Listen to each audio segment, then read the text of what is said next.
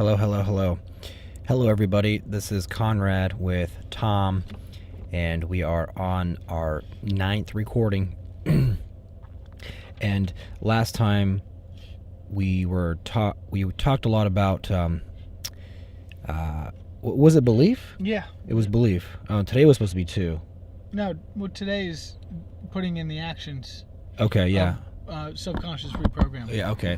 All right, so That's what the focus of it is. yeah. So today's focus is what we know so far that we've gathered on subconscious programming, and and then I think we're going to go into even another one on this topic that goes as far as we can, so we can do some heavy research on it. So let's do some recap real quick as far as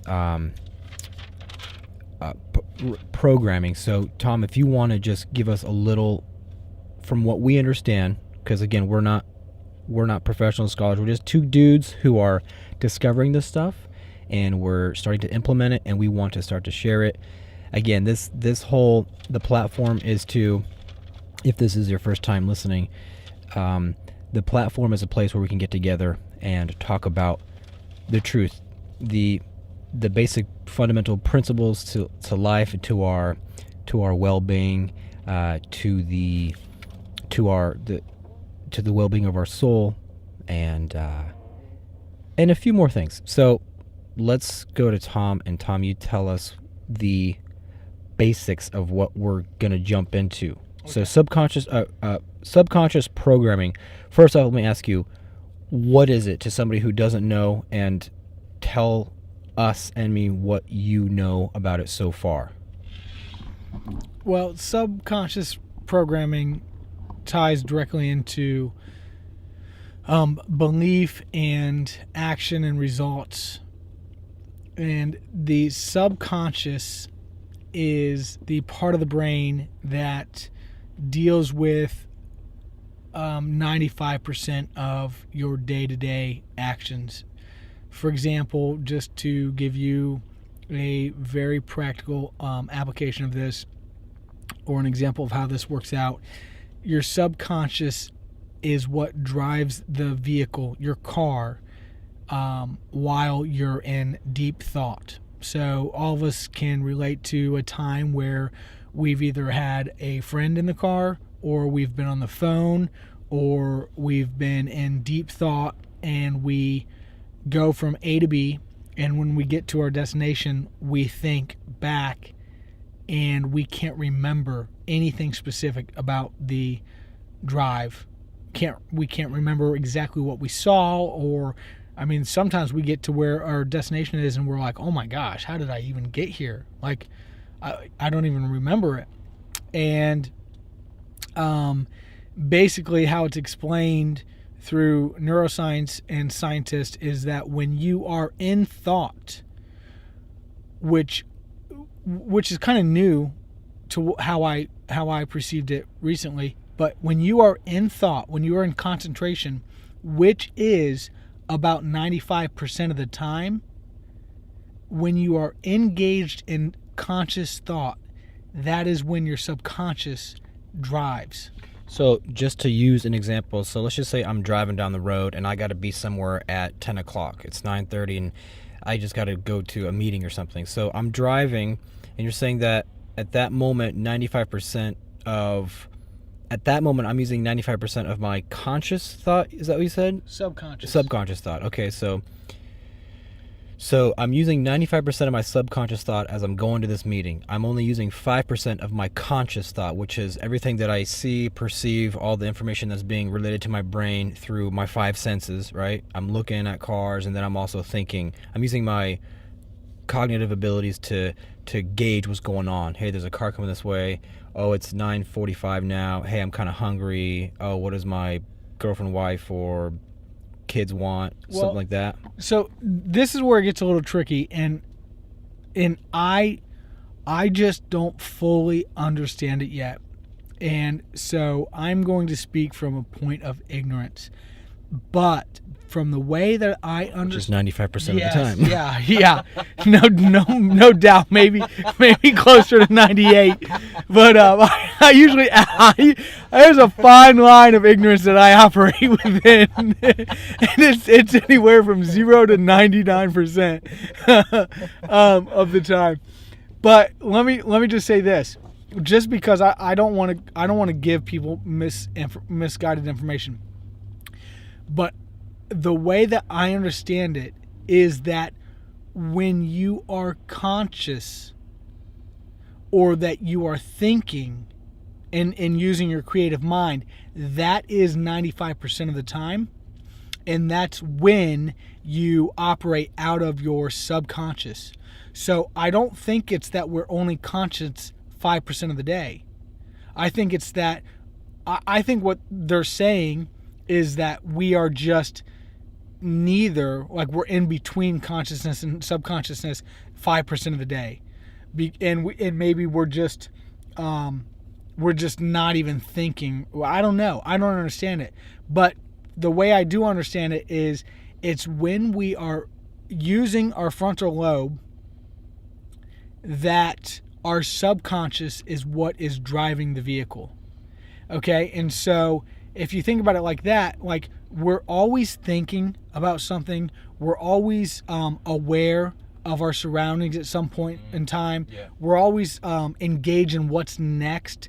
And so our frontal lobe is always running, from the way I understand it, like 95% of the time it's focused on something specific, which then causes the subconscious to operate and, drive our day-to-day. And I mean, it's you could see this practically in every single activity that you do. I mean, it's like when you're typing on a keyboard, it's your subconscious that knows where the letters are on the keyboard.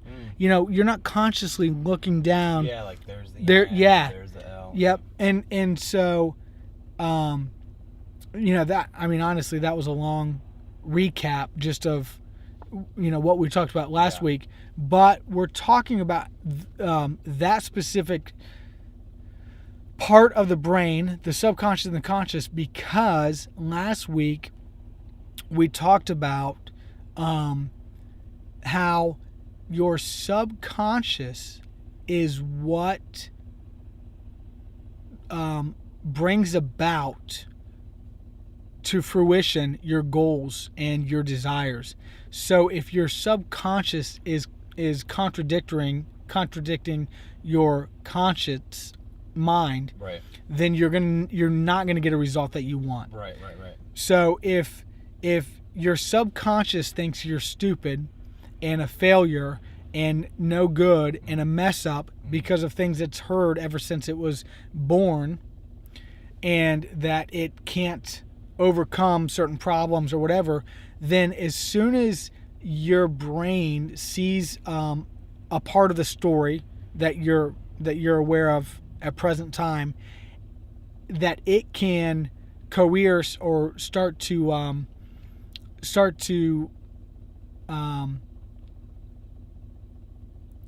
make up in your own mind that would resonate with that failure part, it'll start to manifest. Yeah. So, I mean, I don't... Do you know of another way to put that? I mean, that was pretty sloppy. Well, so there's a lot of quotes and sayings that correlate with that, but the one that just popped out of my head is you don't get what you want, you get what you plan for. So I see that that saying means the same thing. It's you don't get what you want, you get what you plan for, because what you consciously want is not what your subconscious actually plans. Yeah. So again, if you think you're a failure and you're trying to strive for success, it doesn't matter how oriented towards success you think you are. Really deep down inside, that 95%, which is with trumps the 5%, is what it's saying. Hey, look, I know that you want this, but here's where you're really going, because this on your subconscious is what you really, really think and know and believe. Yeah. So that's how I understand it. Well, in one way that plays out is, I mean, first of all, what we're talking about is everyone that I've studied, and by when I say everyone, I mean every single person that I've listened to a lecture from has used the word sabotage. Every single one of them has used the word sabotage in describing what our subconscious does to us. It for whatever reason, man, it is out to get us, you know? And maybe that's not a fair way to put it, but for example, you know, one of the exercises that I said last week was to write down what do you believe about your physical being, your emotional being, your spiritual being, and your maybe it was intellectual. But anyway, one of the research studies that I read said, it said, hey, what do you think about work? It said, what do you believe about work, your work ethic? Do you believe that in order to be successful, that you have to work a lot of hours? I mean, you have to really grind in order to be successful. Because if that's what you believe in your subconscious, then you are going to be somebody that works, 80-hour work weeks or whatever. And so let's just take that for example.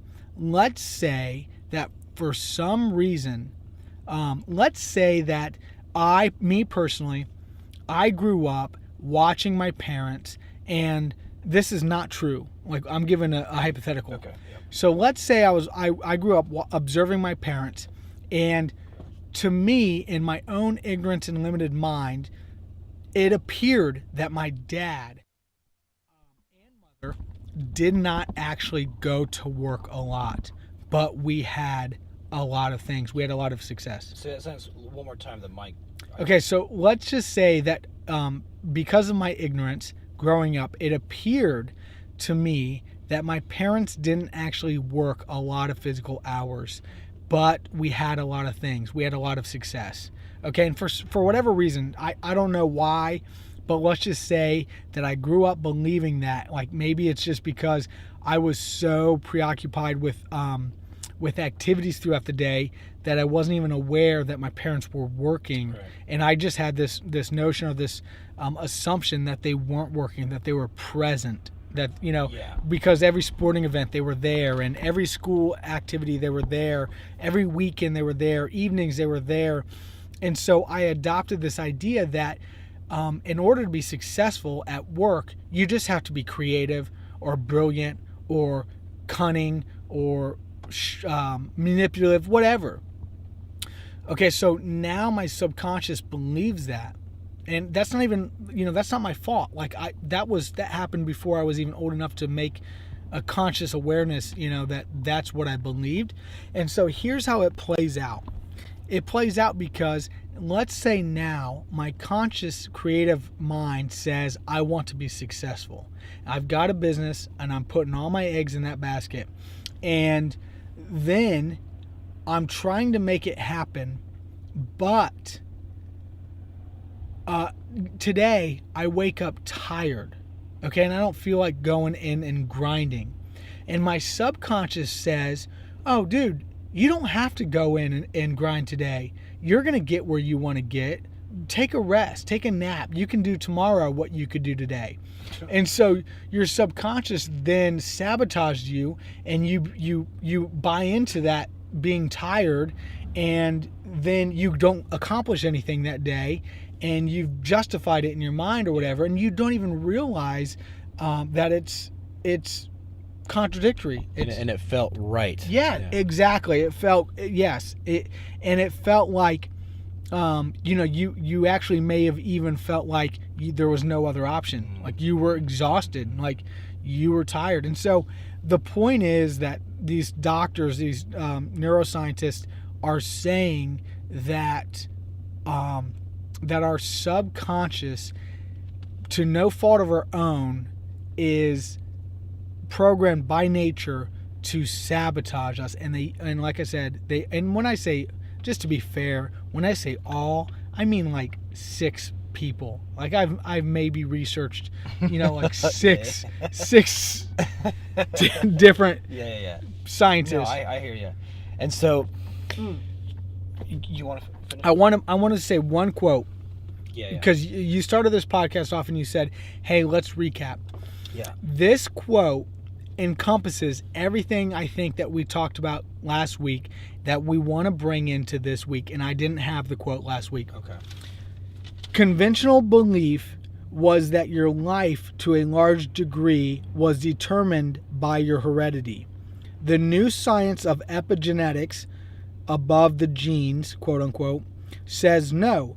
Your life is a result of your participation and your mind's influence on what's going on. Bruce Lipton. I was going to say that's Lipton for sure, Yeah. right? Epigenetics. And yeah, that's fantastic. That is absolutely fantastic. So,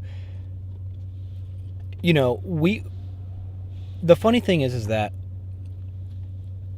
it seems as though the subconscious is sabotaging and there's two ways you can look at it. And this is actually good exercise because part of changing your subconscious is being able to look at things two different ways, which I think is very helpful. Otherwise, you're just very subjective and you're walking this life. Everything happens to you. You're just the results of whatever. Victim.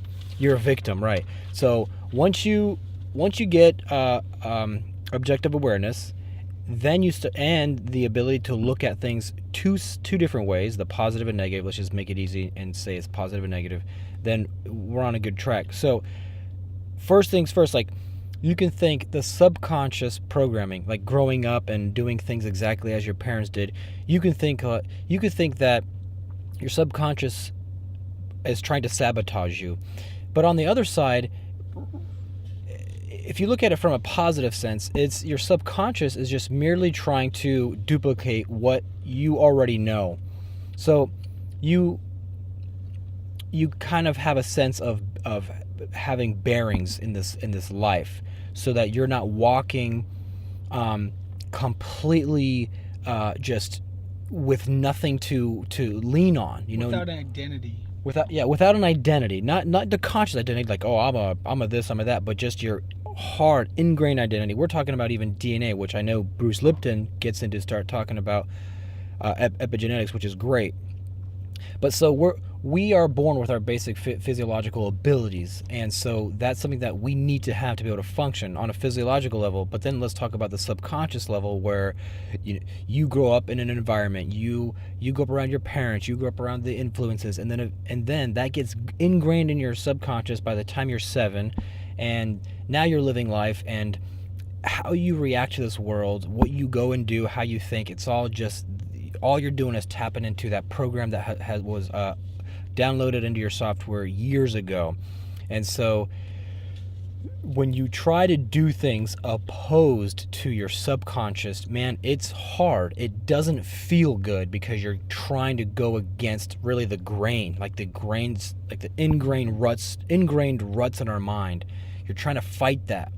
You're trying to go against it. So it's like, imagine going up a river that's flowing down. You're trying to go up it. If you're on a sailboat or you're in a boat, you're trying to go against the wind, and it's just like, man, everything wants to push you in this direction, but you're trying to go the other direction, and it's uncomfortable. And so subconscious programming, that's what you are. You are the result of everything that was programmed into your mind from even before you were born. And that's true. And Lipton talks about this, is you were even the music you're listening to, the arguments that your parents were having, what your parents even were before they even had you, like what were your parents, all that stuff is already ingrained in you. So we got subconscious programming, and I like to play that game with myself. Sometimes when I look at people or people are driving by, I say, oh, there goes a program right there. There's a program. You can almost look at individuals as little robots, and of course it goes way beyond that, because everybody has a soul. Everybody's connected to the divine, whether they believe it or not. But on a basic, baseline level, you look at people and say, that's just a program walking. Like, this person's going here, this person's walking, this person lives here, all because of their subconscious programming, like going to Starbucks or something. Like right now we're sitting in a truck just outside of Starbucks. That's why you hear the motor. But so and then you look at yourself and say, oh, I'm just a program. If you could just pop outside of yourself, and that's one of our greatest abilities as a human being, is be able to have a being self-aware. When you're able to look at yourself subjectively, you could even picture yourself like hovering in the clouds, looking down on you and saying, look at that little program walking around. Oh, he's thinking this, he's going to do that, and this is going through his mind, this is what he wants, but this is where he's really going, and you can play that game. And so that's your subconscious. Now, let's talk about, okay, step 1. Is that where we're going now? Yeah. Okay, so let's talk about reprogramming the subconscious. You are who you are. It doesn't matter. You could be some wealthy punk kid living in Brooklyn, New York. You could be some broke person living in the ghetto of India. It doesn't matter. Everybody has a subconscious programming, and they are conscious. So let's talk about step 1, and let's give ourselves like another half hour and see how far we can take this without trying to rush it, and then we'll pick up where we leave off, because who knows, maybe step 1 will be a 15-minute conversation.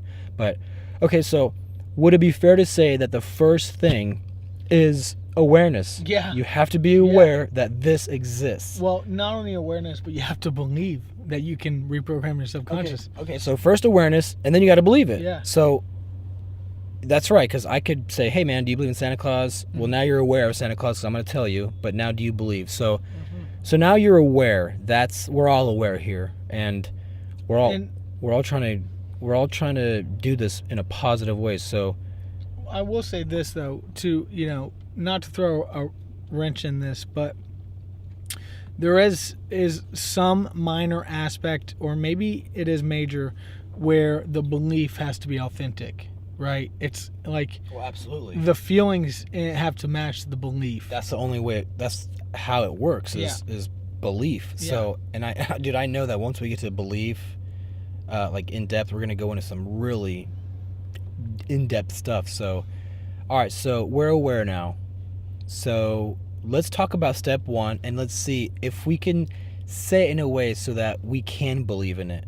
So what's step 1? What's the first thing we do to change our subconscious, or to reprogram our subconscious? Well, so from the research that I've done, and when I say research, I mean very specific and very intentional research, but at the same time very limited in the fact that I'm a layperson at the mercy of a computer. Limited so far, but we're pressing more into this. So and so I am somebody that is researching somebody that's researched, right?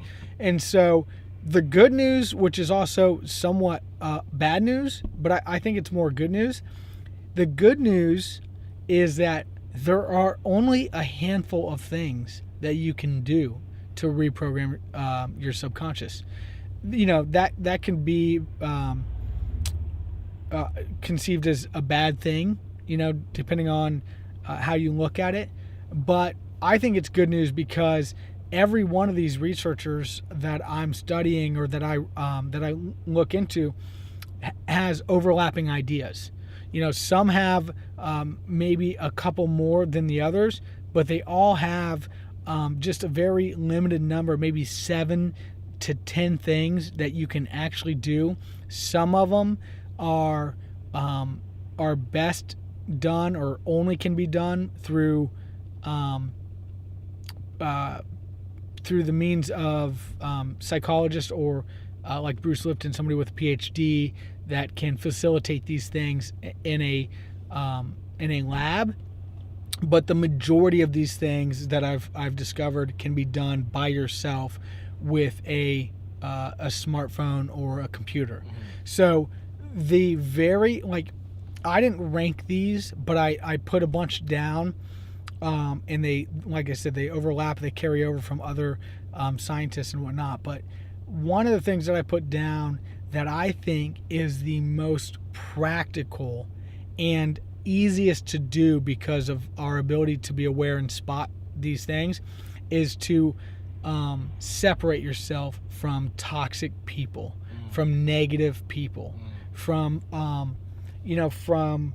what the way that it was quoted as strictly limit the negativity you're exposed to from this moment on.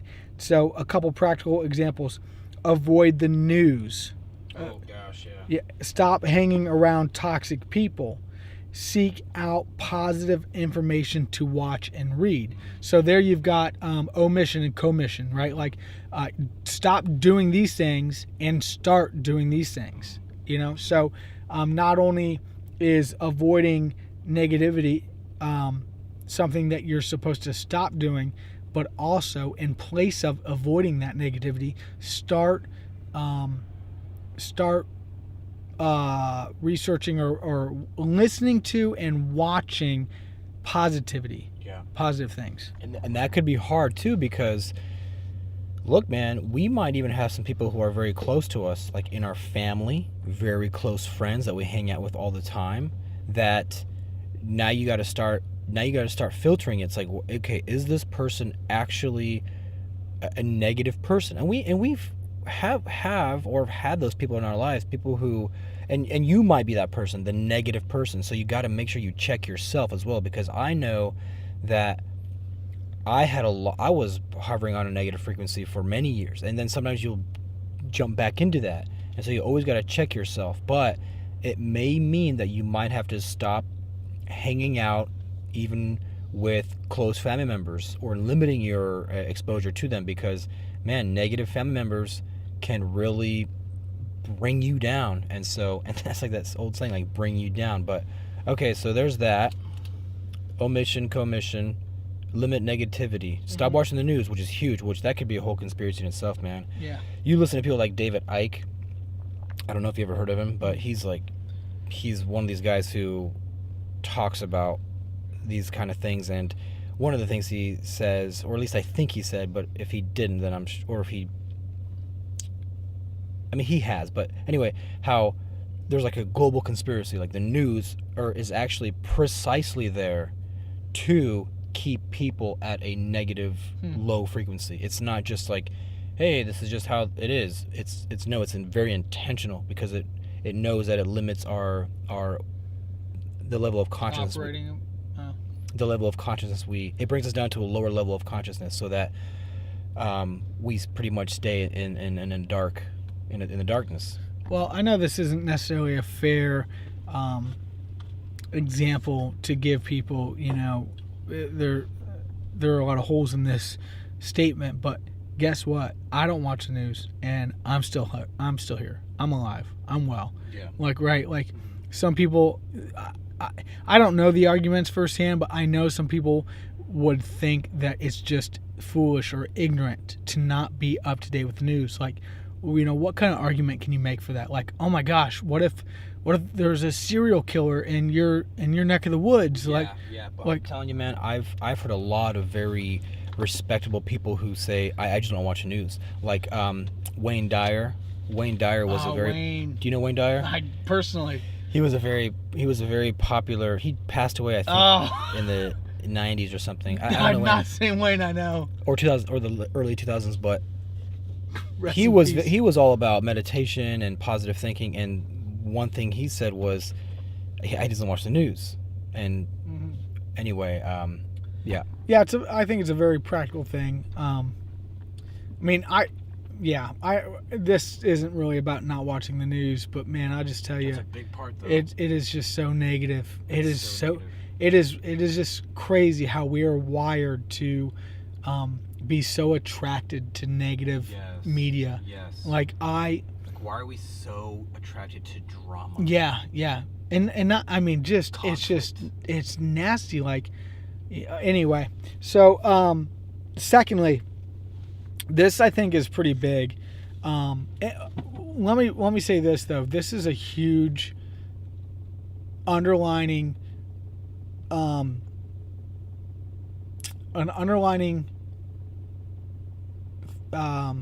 action that you have to apply to all of this. It's habit. You have to do these things habitually. And one of the articles, if not multiple of the articles that I read, suggested not trying to take all of these ideas and applications at once. Implement one or two of them at a time. Get good at them, start doing them habitually, and then add another. And because just like Bruce Lipton says, think about the multiplication table. 2 plus 2 is 4, and 4 plus 4 is 8, and 8 plus 8 is 16. Like, I didn't do anything to, I didn't add those up as much as I did just memorization from habit from when I was in school. And so doing these things out of habit is critical. So number 2, try spending between 10 and 15. No. Let's just say this. Spend 10 or 15 minutes a day visualizing positive scenes that feature you and your life experiences. For example, fulfilling relationships, passionate work, a beautiful home, exotic vacations, anything else you wish to draw into your life. Allow feelings of love, joy, gratitude, and peace to flow through you as if you were truly having these experiences. So one thing that we've learned, and Carter, I know you've talked about this a lot, and we actually have hit on this in several podcasts, is that your brain, your subconscious, it can't tell the difference between reality and daydreams or whatever, visualizations. Right. And so if you are visualizing a memory, your chemicals in your brain, your neurons are firing as if it's really happening. It doesn't know the difference. So what this person is saying is, while you're visualizing these things, maybe you have actual photos of, let's just say you want great relationships in your life. So you've got a couple of photos that you printed off of you with people that you already have great relationships with. And then not only as you visualize them, but you have the emotion of love, peace, joy, patience, kindness, whatever, gratitude, with these emotions accompany your visualization. Real quick about the visualizations, that goes along with the whole storyboard practice, and this was, I don't know if anybody knows about this movie Secret. It came out years ago, but storyboards are really nothing new. In that movie The Secret, that was nothing. All that stuff, that's ancient. Those are ancient laws. They've been around forever. I mean, Jesus talked about them. And so, like, if thou canst believe, all things are possible, things like that. So here's the thing, man, and this is why subconscious programming is so important, because, man, you could have all the vision boards you want. You can have them all you want. But if you look at them with doubt, unbelief in that these things will happen. Contrary emotions. We just talked about this 10 minutes ago. It's the subconscious being in opposition with the conscious. So it doesn't matter. Have all the vision boards you want. And so what we got to do is get to the root. Well, how do you get to that point where you believe it? How? What do you reference so that you can believe in something? And so they say, well, seeing is believing, right? But just like you said, if the brain doesn't know the difference, so if you visualize yourself on an ocean, relaxing, and that's where you live, well, you can close your eyes for 5 minutes and really be there and really feel it, and then you'll have those feel-good feelings. You open your eyes again, you're back in your workplace. Let's just say you work in a horrible corporate job sitting in a cubicle, then you're going to come back. And so habit, what you habitually do, you're going to keep getting. So you're going to go back into the emotion of being in that cubicle again, and then that's going to take over. So believing in the vision boards, and pick up where we at. Okay, so the next practical application would be affirmations. Word them positively in the present tense. Say, I am instead of I will be. So call up the corresponding feelings and feel what you're saying as it is so. No conflicting feelings. So it does, these are my own words, it does no good to say, I am smart, if you feel dumb. Yeah. Okay, so you can say I am smart all day long, but if you just, I mean, It's you the same. literally Yeah, just yeah, said it.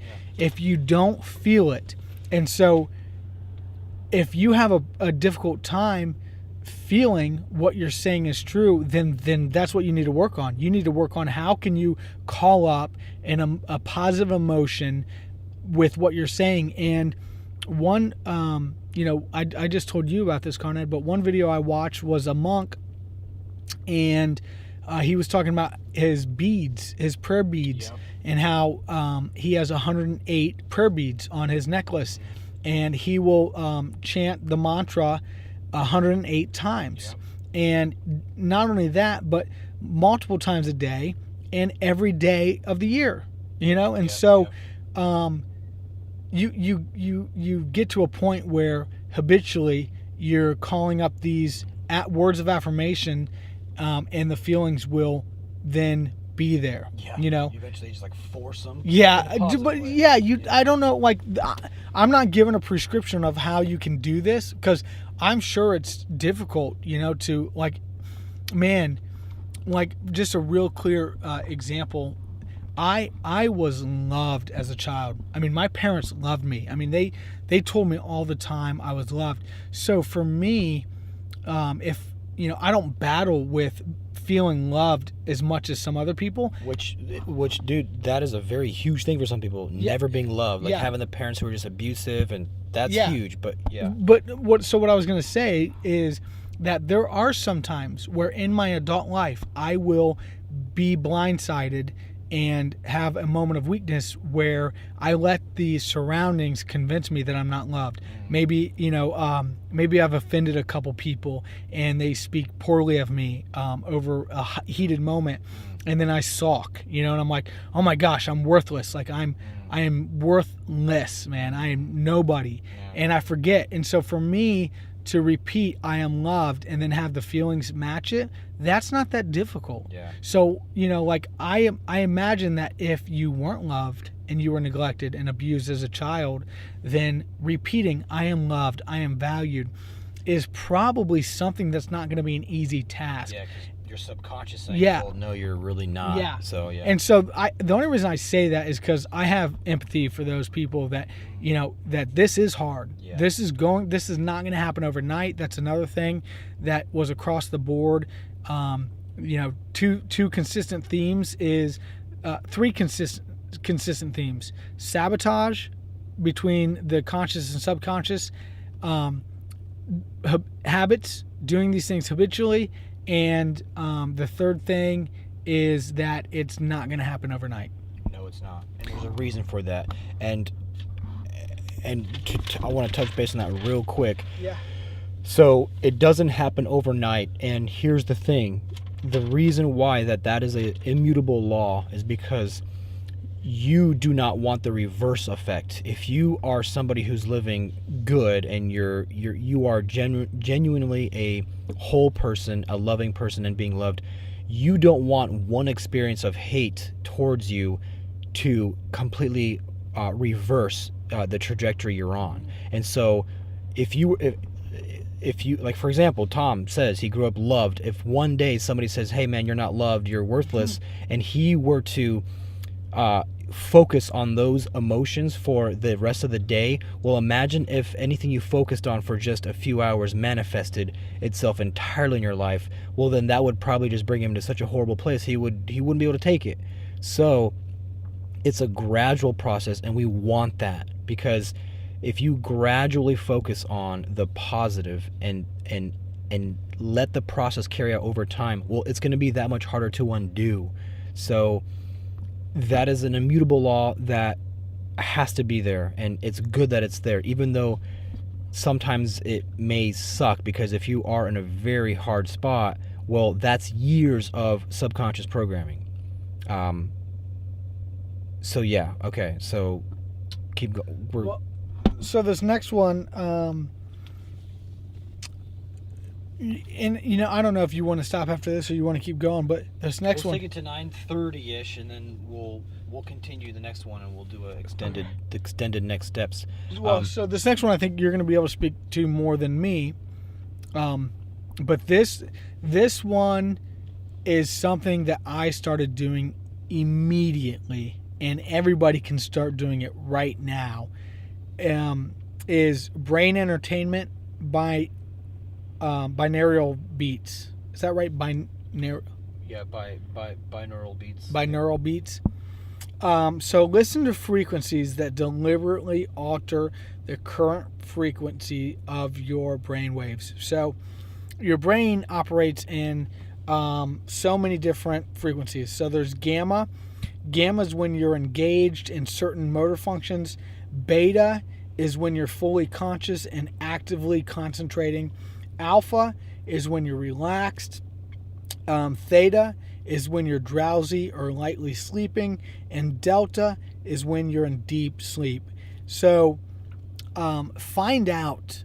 I mean, if you really want to get to the heart of, reprogramming your subconscious, memorize these frequencies, figure out what they mean, figure out how you should alter them to best fit you, because from what I've researched, there's certain times of the day to listen to certain frequencies, and based on what you want the outcome to be, there are certain frequencies you should listen to.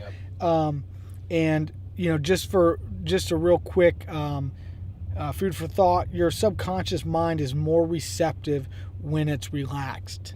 Oh yeah, that's huge. Exactly. And so that's why it's so important to listen to these things before you go to bed and while you're waking up. Some of the best things you can do that I do is, especially earlier on when I was first coming into this knowledge, I used to listen to power affirmations. There's this guy, I think his name is Tim McGraw. He has a video on YouTube. It's called 500 Power Affirmations, and it's great because it's nice and soothing.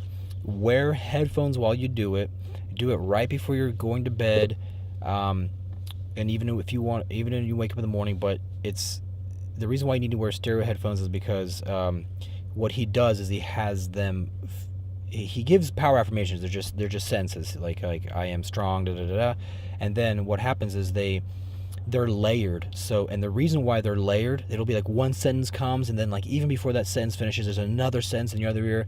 And the reason why that is because the subconscious mind. This is actually brilliant.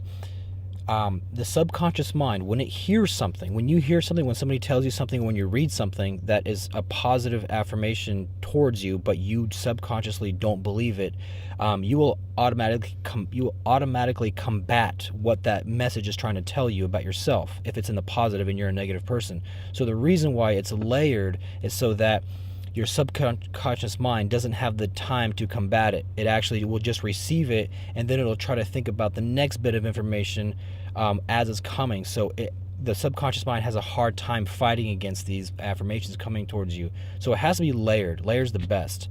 And one that I can recommend is Tim McGraw's 500 Power Affirmations on YouTube. Listen to them with stereo headphones. What's next? Well, hypnosis is another one that is great. And so from what I've researched, and it goes back to what you just said about Tim McGraw's words of affirmation, is that there is self-hypnosis, which I wasn't aware of, that you can hypnotize yourself, and there are these videos that you can buy and download, etc., that will walk you through the steps, but also you could see a professional and be hypnotized. Now, from the research that I've done, that's the most efficient, effective, quickest way to retrain to reprogram your subconscious is through hypnosis.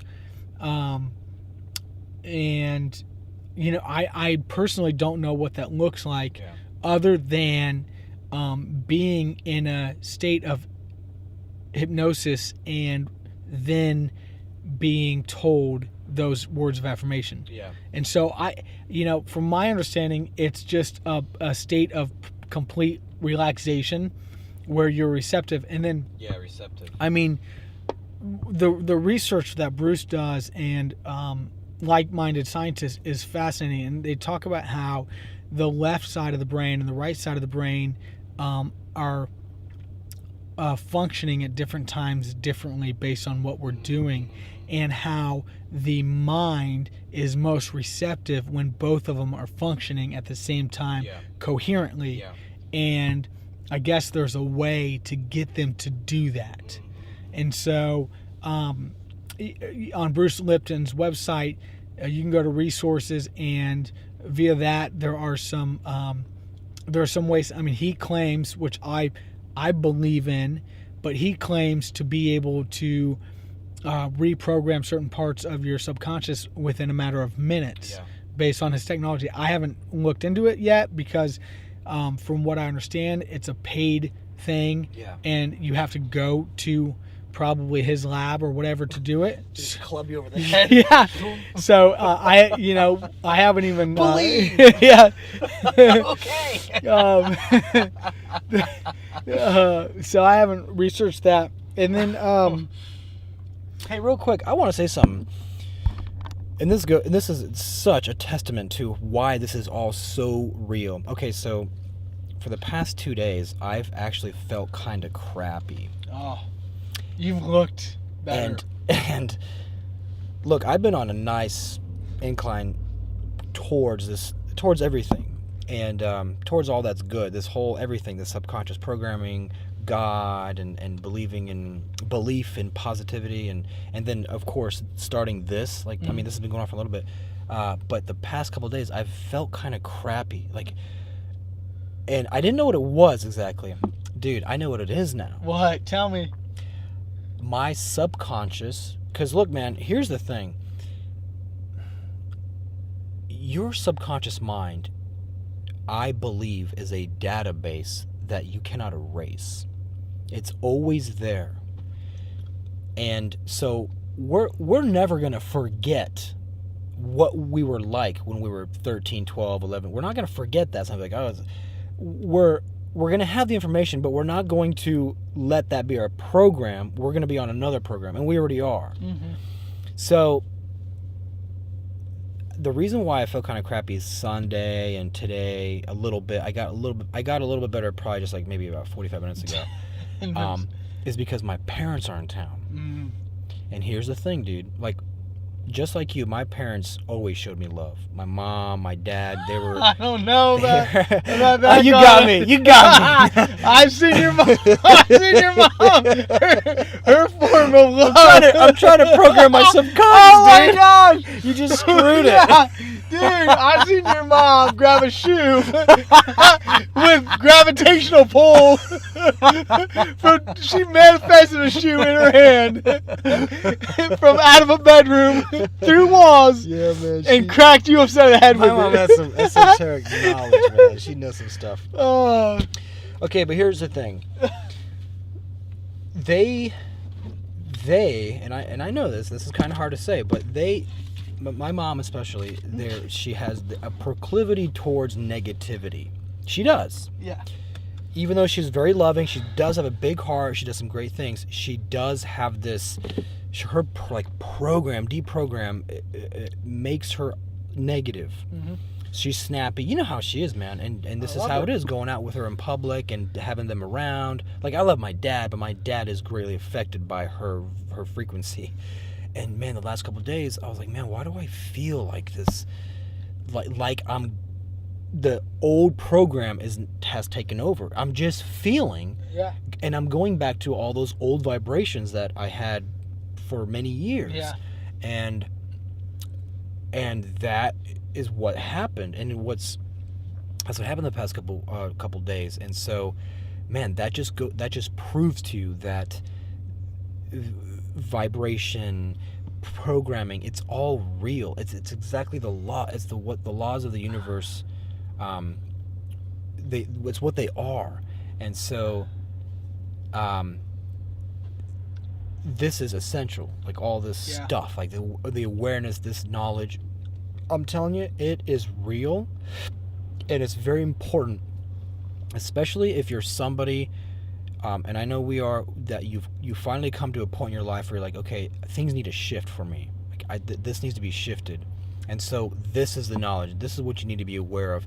And don't just, I mean, if we do have any listeners, don't just rely on this. I mean, hopefully you're not relying. I mean, if this is a segue, if this is a segue for you to get into this, then that's the point. But this knowledge is everywhere. You just have to find it.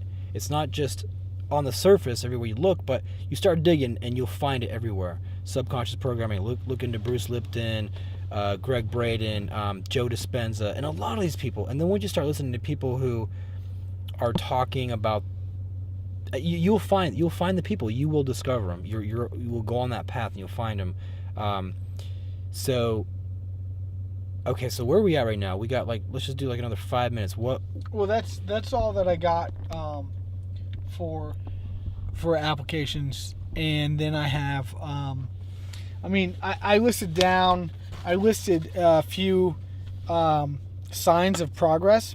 So you begin feeling stronger, more confident, and happier. You find yourself more willing to take risks and face challenges. Your dreams and goals don't seem overwhelming anymore, just exciting. You feel a deeper sense of inner peace, as if inner conflicts are dissolving. You attract more opportunities to expand and grow in every area of your life. Man, I'm so glad you wrote that. That's so cool. The signs of progress. That's cool. Yep. So consistency, persistent reinforcement, give it time, and practice daily. And, yep. Just to piggyback off of what you said, coincidentally, for the last 2 days, I have felt crappy. And it's My parents are in town. It's amazing. See, their frequency reaches far, dude. It's crazy. But hey, let me ask you this: do you ever get that feeling like being around old like people that you knew for a long time ago? Do you ever get that feeling, senses of those old thoughts that come back to you? Well, here's the thing. I don't know if you're asking in light of subconscious reprogramming, because if you are, I'm not far enough into it to recognize that yet. I got you. Yeah. But I will just tell you, for the last, for the last 3 months, it has been, since November, and it's March now, it has been a steady incline for my wellness, awesome. Holistic wellness. Yeah. It has been a very steady incline. Now, a couple days a month, there have been very sharp, dramatic drops. Yeah. And I don't know what to attribute those to. Sometimes it's finances, sometimes it's stress and worrying, and these are all things that actually, are self-induced. It's just wrong focusing, wrong believing, etc. But most recently, yesterday and today, all I wanted to do was sleep. And I just could not figure it out. And here's the thing, I don't want to jump to conclusions, and I do know that the brain is powerful, but if I was on trial right now and somebody said, tell me right now, hold yourself accountable and tell me, why have you felt this way, based on what you know? And I had to make a judgment call. Yeah. I would say, based on the limited knowledge that I have, it is my subconscious programming fighting against me, because I am on the verge of breakthrough. Yeah. And it really sucks, man, because I wrote this really awesome business plan together. I've got a vision for the business and how it's going to grow. I've got a new employee that is a godsend. Came out of thin air, basically. I couldn't even explain the manifestation of this guy in my life. I was like, I need an employee, and boom, out of nowhere, this guy shows up and he fits the bill perfectly. Could not have asked for a better person. And now I need the resources to be able to continue to work for him. And I've got to keep him working. Yeah, keep him working. And I've got a couple job opportunities, and I've got to put pen to paper to write these quotes. And now they're due. They're due today and tomorrow. Yeah. And I'm telling you, man, I am right back to square one where I get overwhelmed or anxiety or fear or whatever it is. And man, today I sat in bed for a couple hours just listening to vibrations, you know, and like psyching myself up. Like, I need to get out there. Yeah. And the only reason I share this story is to be a true testament to the fact that this doesn't happen overnight. Yeah. And that, just like you said, we all fall. Like, we're going to fall at some point. Yeah.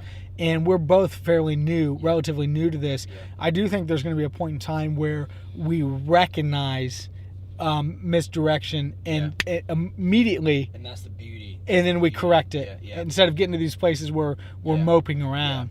And listen, man, I've had the same feelings. The thing with my parents, like, that's interesting, but like the thing with like finances, where you get down on. I mean, it's so easy to be up here when you're getting paid, you get the checks, there's a bunch of money in your account, and that's fine, but that's such a small element. And so that, I think that is such a huge thing to talk about as well, because, man, in the scripture, when Jesus says, there's a scripture, and then at the end of it he says, where your treasures lie, there your heart will be also. Mm-hmm. And man, that is so powerful. I know that scripture alone can be stretched out. We can talk about that for hours, because it's very, very true. It all goes to emotion and what you value, what you worship. If you're high, and if you're feeling so good and high when you get that paycheck, and then when you're feeling so down and low when your bank account's running on zero, then man, that is a testament. That is evidence to where is your heart? Where is your treasure lie? Yep. Where's your treasure lie? And we'll dissect it. What is treasure? What does where your heart lie? What does all that mean? Because this goes much further. This is like life 101 stuff. Yep. So I'll finish off with this. When I was in Maine some months back, there was a moment where I was living with my parents for a little bit. My parents had gone to Poland for 1 month with my sisters, and so I had no family, because I only have my parents and my sisters in the U.S. Everybody was in Poland, and I was by myself. And you know that little house they have out there that's kind of like in the middle of nowhere? Well, I'm telling you, I didn't watch any news. Zero. And when my mom's home, she's watching TV all the time, especially those freaking soap operas, which are just... Don't throw Elizabeth on the bus. I mean, she's taking a... Talk about subconscious programming. She's taking and the a toll negative. on her. If you want your subconscious to go with the extreme negative, Dude. watch some soap operas. Man. You know what I was going to say? And she's addicted to that I was stuff. going to say Judge Judy, man. I don't even want to throw anybody under the bus, but somebody I know has been watching a lot of Judge Judy. Who? You know? Oh, your mom? Easy there.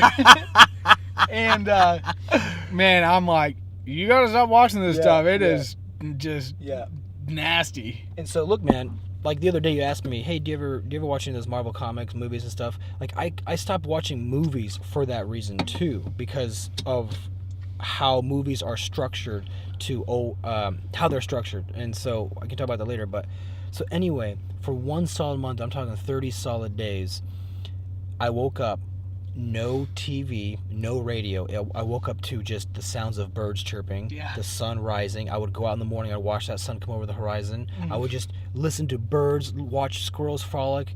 I heard nothing negative. And then I would listen to positive frequencies, positive affirmations, and I'm telling you, it was like heaven. I was just waking up every day in heaven. And if a negative thought came in my head, you cut your head off.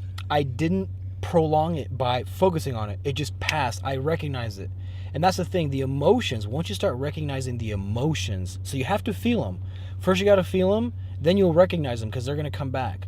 Not only the negative, but the positive as well. Mm-hmm. And so if a negative emotion started to creep in, I knew how to just push it right away. And it was just constant flow of positivity. And there was my sister had 2 little gerbils that she brought over, because she has 2 gerbils, and so I would like feed them, and those things are just like little angels, they just run around, they just do their little thing. You feed them, they're happy, and dude, it was just perfection. Harmony. And so, look, that's not to say, hey, go live somewhere in the middle of nowhere and have no connections with the world, because what does it say in the Bible? I don't know. I have to look it up. You're like, I don't know. I'm asking. It's. I did not put you in the world to, like, be a light in the world. Don't put a don't cover the Don't light, but conform be to the the light. world, but overcome it by. Be the light. Like, be Yeah. the light. Don't. I gotta look it up. It's a good one, and it totally pertains to it. It's. I did not put you in the world to run away from it or whatever, but I put you into it so that you could be the light or whatever. And I'm not saying I'm like some saint or anything. I'm just saying you don't want to. You got to dive into it. You got to dive back into the world once you finally fix yourself, because that you got to be here, right? So anyway, man, the Bible, like I was telling you earlier, man, that's like up here stuff. It's not. I think it's so funny that we all run to church. We open the Bible, especially the Catholic church. I used to go to that church right over there for years with my parents, and I knew nothing. But even now, when I go to a Catholic church, I'm going, this church is so dead, man.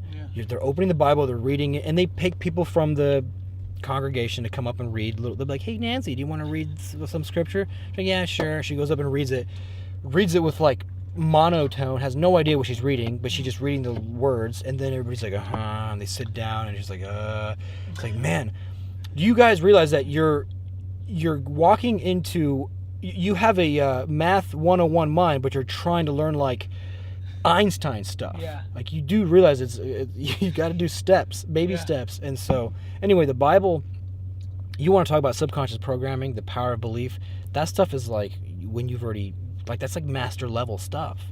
So we kind of got to come down to like, hey, subconscious programming. It's like so worldly and so entry level stuff, but we got to do it. So anyway, subconscious programming, we talked about a few steps. We're going to wrap it up, and the next video we do, or audio podcast, whatever you want to call it, let's dive deeper into it, and we'll come to the table with some. I think one thing is to give more resources, give the people some tangible things to grab onto. I think also too, sharing stories. Like I know for me, it's super beneficial to hear trial and error, and examples of how it worked, where it worked, why it worked, and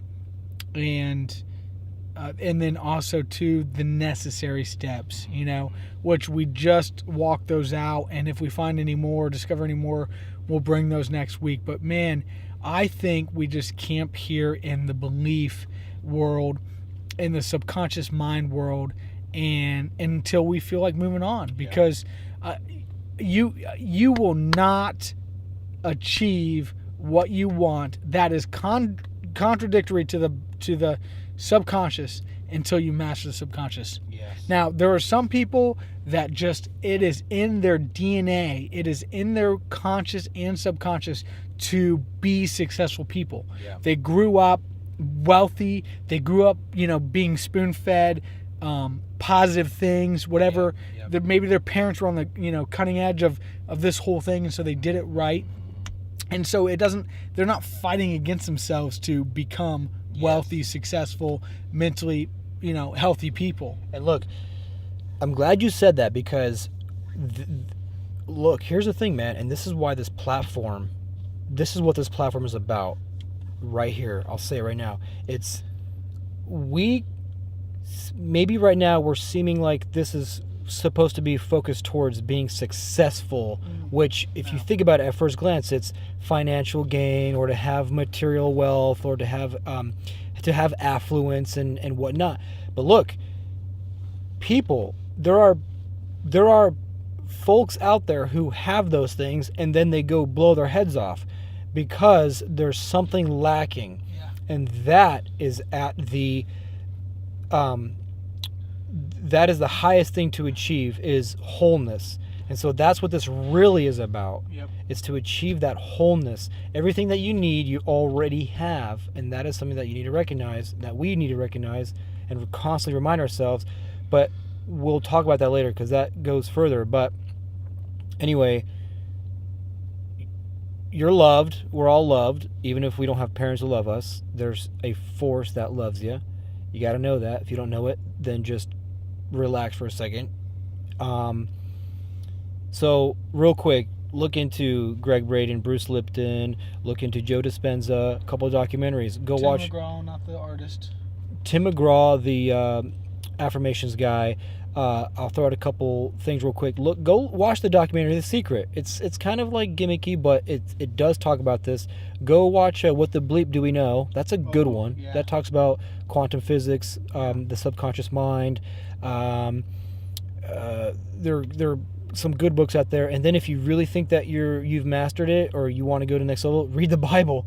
Because that's the ultimate thing. And if you're not religious, you don't believe in God, then hold the horses for a second, because you just we'll get to that later. But real quick, are there any books or documentaries you want to throw out there real quick, or are there names you want to throw out? Well, I feel reluctant to say this because I haven't read it myself, but I just know because I feel it to be true that Bruce Lipton's book, The Honeymoon Effect, is going to be a great read. And we didn't actually talk about the honeymoon effect in the last podcast, did we? Yeah, we talked about it for a second. Are you sure that we didn't just talk about it outside? That's all right, because we did talk afterwards. So I have to say I don't know. I thought think you we did. but... No, I think we talked about it afterwards. Okay, all right. Anyway, regardless, as if I talked about it then or that, next week we will this week actually, but next recording, we will talk about the honeymoon effect and how, according to Bruce, we could be living the honeymoon effect lifestyle right now, even without a significant other in our lives. Just that honeymoon phase of like, oh my gosh, everything is great. And so that book, I think, is just going to be a great and somewhat easy read. Yeah, and stop watching the news. And I get it, man. You want to be informed.